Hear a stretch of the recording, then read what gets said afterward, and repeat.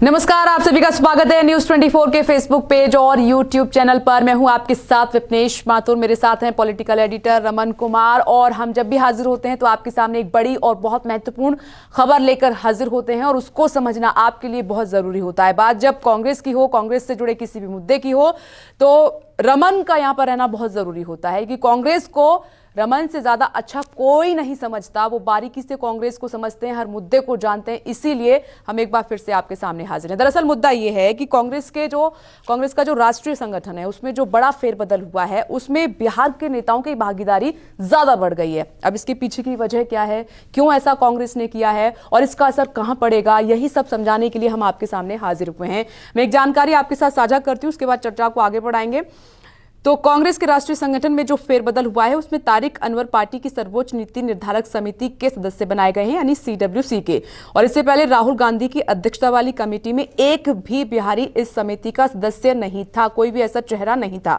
और तारिक को राष्ट्रीय महासचिव भी बनाया गया है। वहीं मीरा कुमार को CWC का स्थायी आमंत्रित सदस्य बनाया गया है। पहले वाली कमेटी में वे विशेष आमंत्रित सदस्य थी। रमन, अब सीधे मैं दर्शकों के लिए आपसे समझना चाहूंगी कि ये जो फेरबदल हुआ है इसमें बिहार का जो चेहरा है, बिहार जो नेता हैं उनकी भागीदारी काफी बड़ी है। इसका क्या मतलब है? देखिए, इसका मतलब ये भी हो सकता है कि बिहार विधानसभा का चुनाव होने वाला है और बिहार विधानसभा के चुनाव से पहले जो कांग्रेस संगठन में फेरबदल हुआ है उस फेरबदल में ये बड़ा नाम है तारिक अनवर, मीरा कुमार, दोनों बड़ा नाम है। क्योंकि तारिक अनवर पार्टी के महासचिव उस वक्त थे जब सीताराम केसरी अध्यक्ष थे। उसके बाद फिर इनकी अनबन हुई और शरद पवार के साथ जब उन्होंने एनसीपी बनाई तो एनसीपी के फाउंडर मेंबर थे और लगातार कई सालों तक एनसीपी में रहने के बाद अभी कुछ ही दिनों पहले उन्होंने एनसीपी से अलग होकर कांग्रेस ज्वाइन किया था। 2014 के लोकसभा चुनाव में बिहार के कटिहार से उन्होंने चुनाव जीता, यानी कि वो मोदी लहर के बावजूद भी चुनाव जीतने में कामयाब रहे। सरकार नहीं बनी, लेकिन इस बार कांग्रेस के टिकट पे वो चुनाव हार गए। फिर विधान परिषद का एक चुनाव था बिहार में। उस विधान परिषद के चुनाव में तारिक अनवर को टिकट दिया गया कांग्रेस पार्टी की तरफ से और कांग्रेस पार्टी की तरफ से जो टिकट दिया गया उसमें करीब 3000 आवेदक थे जो सब अपनी अपनी दावेदारी जता रहे थे। लेकिन इनके पास बिहार का या कहें कि पटना का कुछ डॉक्यूमेंट नहीं था, प्रमाण पत्र नहीं था। उसके चलते अचानक ये खबर आई कि तारिक अनवर की जगह पे समीर सिंह को प्रत्याशी घोषित किया गया है। और अचानक समीर सिंह को प्रत्याशी बनाए जाने की खबर से काफी लोग हैरान थे, उन्हें पता नहीं चल पा रहा था कि आखिरकार ऐसा क्या हुआ। लेकिन ये बात जरूर पता चल गई कि तारिक अनवर को राहुल गांधी पसंद करते हैं, सोनिया गांधी भी उन्हें पार्टी में बड़ी भूमिका देना चाहती हैं। और जो फैसला हुआ अभी कांग्रेस संगठन में फेरबदल का, उस फेरबदल से यह तय हुआ कि तारिक अनवर को महासचिव बनाया गया। यानी कि अध्यक्ष के बाद अगर उपाध्यक्ष नहीं होता है तो सबसे बड़ा पद महासचिव का होता है और तारिक अनवर महासचिव बनाए गए और उन्हें जिम्मेदारी भी, प्रभारी भी बनाया गया और साथ ही साथ उन्हें कांग्रेस वर्किंग कमेटी का अस्थायी सदस्य नियुक्त किया गया। जहां तक मीरा कुमार की बात है, मीरा कुमार बाबू जगजीवन राम की बेटी हैं। कई बार वो केंद्र में मंत्री रही हैं जब UPA 1 UPA 2 की सरकार थी। फिर लोकसभा अध्यक्ष रही 5 साल तक। इसीलिए मीरा कुमार को पूरे बिहार ही नहीं पूरे भारत में जाना जाता है, एक इतनी बड़ी शख्सियत है वो। इसलिए मीरा कुमार को पहले तो कांग्रेस वर्किंग कमेटी का विशेष आमंत्रित सदस्य बनाया गया था, लेकिन इस बार अस्थायी सदस्य के रूप में उन्हें मान्यता दी गई। यानी कि जब भी बैठक होगी मीरा कुमार उस बैठक में शामिल हो सकती है। यानी कि ये दो बड़ा फैसला कांग्रेस संगठन में फेरबदल के बाद जो सामने आया है, ये एक बड़ा संकेत है। तारिक अनवर बड़ा नाम, बड़ा चेहरा और कांग्रेस में अच्छा खासा वो अपना कद रखते हैं। सोनिया गांधी जिस तरीके से रमन बता भी रहे हैं, वो चाहती हैं कि पार्टी में उनको बहुत बड़ी जिम्मेदारी दी जाए। रमन, अब इसी से जुड़ा हुआ मेरा सवाल है कि जब भी चुनाव होते हैं तो कास्ट कार्ड चलता ही है। क्या तारिक अनवर को इतनी अहम जिम्मेदारी इसीलिए दी गई है क्योंकि वो बिहार से आते हैं? इससे पहले कोई इस तरीके का चेहरा नहीं था, अब सीधा अगर बिहार विधानसभा चुनाव पर पड़ना है तो क्या बिहार में जो मुस्लिम वोट है, जो मुस्लिम वोटर हैं जो कि निर्णायक भूमिका में हैं, ये हम कह सकते हैं, क्या उनको लुभाने की कोशिश की गई है? क्या उस पर नजर है कांग्रेस की?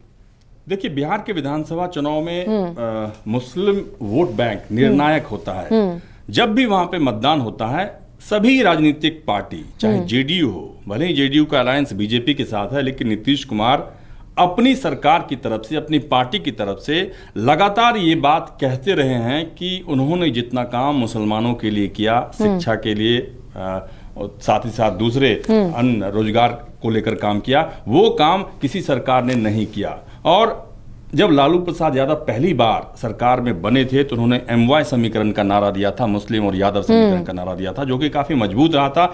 और 15 साल तक लालू प्रसाद यादव सरकार चलाने में कामयाब रहे थे। इसलिए नजरअंदाज करना मुश्किल है। तारिक अनवर एक बड़ा नाम है जिनको कि सब लोग जानते हैं, और साथ ही साथ तारिक अनवर के साथ मैं एक और नाम आपको बताना चाहता हूं कि शकील अहमद, जो कि केंद्रीय मंत्री थे, पहले केंद्रीय मंत्री थे, बिहार कांग्रेस के अध्यक्ष रह चुके हैं। बिहार में जब लालू प्रसाद यादव की सरकार थी या RJD की सरकार थी, उसमें कैबिनेट मंत्री रह चुके हैं। इसके बाद एक लोकसभा के चुनाव में इनके हिसाब से जब वो सीट चली गई RJD के पास, इन्होंने बगावत की, उन्होंने चुनाव लड़ा निर्दलीय उम्मीदवार के तौर पर, फिर इन्हें पार्टी से निष्कासित किया गया और अभी कुछ ही दिनों पहले उनका निष्कासन खत्म हुआ और शकील अहमद, चूंकि वो भी बड़ा चेहरा है, उनको भी बिहार ही नहीं पूरे भारत में उनको जाना जाता है, सोशल मीडिया पे भी। और शकील अहमद के बारे में हमेशा, क्योंकि मैं भी उनसे एक बार मिली हूं, मैंने भी उनका इंटरव्यू किया है, उनके मन की बात को बाहर निकाल पाना बहुत मुश्किल होता है।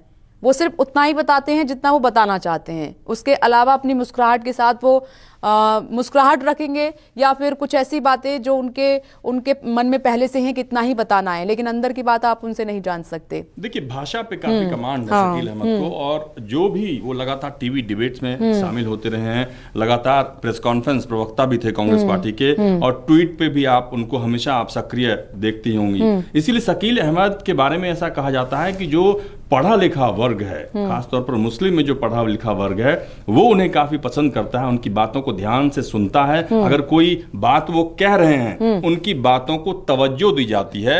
ये उनकी बड़ी शख्सियत है, ये इनकी शख्सियत की बड़ी कामयाबी है। बिल्कुल रमन, आप बहुत अहम जानकारी दर्शकों तक पहुंचा रहे हैं, लेकिन इस बीच एक सवाल ये भी है कि जो लेटर बम फूटा था उसमें कई नेताओं को घाटा भी हुआ है। चाहे मैं इस पे बात करूं गुलाम नबी आज़ाद की या मोतीलाल वोरा की मैं बात करूं, इसमें कई ऐसे और नाम हैं, मल्लिकार्जुन खड़गे हैं, इन तमाम लोगों को घाटा भी हुआ है। अगर ये लेटर बम नहीं फूटता तो शायद गुलाम नबी आज़ाद की भी कोई अपनी जगह जरूर होती। देखिए, गुलाम नबी आज़ाद की जो जगह थी विपक्ष के नेता की, वो जगह अभी भी है। नहीं, जो फेरबदल हुआ है उसमें कोई बड़ी जिम्मेदारी उनको मिल सकती थी। मैं बता रहा हूँ, गुलाम नबी आज़ाद विपक्ष के नेता अभी भी हैं, कांग्रेस वर्किंग कमेटी की अस्थायी सदस्य वो अभी भी हैं, और साथ ही साथ उनको बस जो महासचिव थे और हरियाणा का प्रभारी उनको बनाया गया था, उस पद से उनको मुक्त दिया गया। साथ ही साथ कई लोगों को, जैसे मल्लिकार्जुन खड़गे भी थे, मल्लिकार्जुन खड़गे भी पार्टी के महासचिव थे, महाराष्ट्र के प्रभारी थे, उनको भी हटाया गया। यानी कि कुछ आप कह सकते हैं कि जो 23 नेता हैं, उन 23 नेताओं में से आप देखिए मुकुल वासनिक को महासचिव बनाया गया है, आप देखिए जितिन प्रसाद को प्रभारी बनाया गया है। यानी कि ऐसे नेता भी हैं, चाहे अखिलेश प्रसाद सिंह जो कि बिहार में राज्यसभा के सदस्य हैं कांग्रेस पार्टी के, उन्होंने भी साइन किया था। बाद में हालांकि 3 या 4 दिनों के बाद उन्होंने कहा कि मुझसे गलती से मैंने साइन कर दिया, अब मैं वापस लेता हूं, अब मेरा वो स्टैंड नहीं। यानी कि 3-4 नेता लगातार जो पहले का स्टैंड था उससे उन्होंने वापस ले लिया। लेकिन बगावत के बाद भी गुलाम नबी आज़ाद को हटाया नहीं CWC के सदस्य के तौर पर, आनंद शर्मा को हटाया नहीं, आनंद शर्मा अभी भी CWC के सदस्य हैं। ये बात अलग है कि आने वाले समय में जिन लोगों की अभी नियुक्ति हुई है कांग्रेस संगठन में, वो सभी राहुल गांधी की टीम के माने जाते हैं, और आने वाले समय में इस बात की संभावना ज्यादा है कि जब AICC का सेशन होगा, जिसके लिए चुनाव समिति बन गई है, उस सेशन में राहुल गांधी अध्यक्ष पद का चुनाव जरूर लड़ेंगे। अगर इन 23 नेताओं में से किसी को लड़ना होगा तो वो उनको भी कहेंगे कि आप लड़िए। देखिए, रमन जो जानकारी देते हैं ना, उसके कुछ मायने होते हैं, और आपने देखा होगा कि कई इससे पहले हमने जानकारी साझा की और रमन ने जो बताई उनका असर हुआ है, और वही खबरें सच साबित हुई हैं। तो ये बड़े संकेत होते हैं, और ये अंदर की खबरें होती हैं जो हम आपके लिए निकाल कर लाते हैं। ये आपको किसी अखबार पर नहीं मिलेंगी, आपको किसी चैनल पर नहीं मिलेंगी, लेकिन यहाँ आपको इस प्लेटफॉर्म पर ज़रूर मिलेगी। और इसीलिए देखिए, पूरा फोकस आप समझे होंगे तो हमारी चर्चा से जो बाहर निकल कर आया है वो ये है कि चाहे हम कांग्रेस की बात करें, बीजेपी की बात करें, अन्य पार्टियों की बात करें, जो पूरा फोकस है वो बिहार विधानसभा चुनाव पर है। जो राष्ट्रीय स्तर पर फेरबदल हो रहा है वो भी इसी को ध्यान में रखते हुए हो रहा है। रमन, शुक्रिया। आगे जैसे ही कोई बड़ा अपडेट होगा आपके साथ साझा करेंगे। हाँ, लेकिन जो हम चर्चा करते हैं, जो वीडियो होते हैं, उनको लाइक कीजिए, शेयर कीजिए, सब्सक्राइब कीजिए। Thank you. नमस्कार, मैं हूं मानक गुप्ता। अगर आपको हमारा ये वीडियो पसंद आया हो तो इसे लाइक और शेयर जरूर करें और हाँ, हमें सब्सक्राइब और फॉलो करना ना भूलें ताकि आप देश और दुनिया की कोई खबर मिस ना करें। तो जुड़े रहिए हमारे साथ और देखते रहिए न्यूज़ 24।